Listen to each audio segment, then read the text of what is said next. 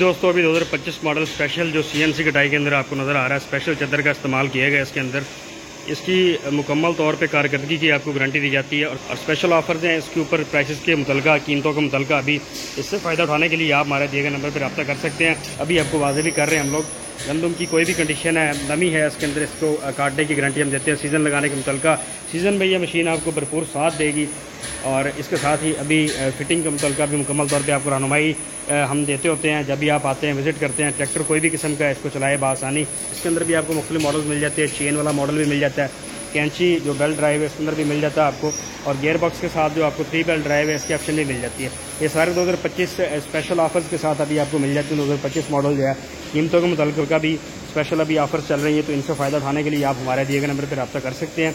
और अभी हम वीडियो में आगे चलते हैं, मजीद भी मालूमात। दोस्तों रेपर के मुतल्लिक़ जो बुनियादी मालूमात ही हमने आपके साथ शेयर की है। टोटल पार्ट्स के ऊपर आपको अलियास के स्टैम्प नजर आ जाती है। 2025 मॉडल स्पेशल, और जैसा रेपर आपको पूरे पाकिस्तान में नहीं मिलता है, इसकी हम गारंटी देते हैं।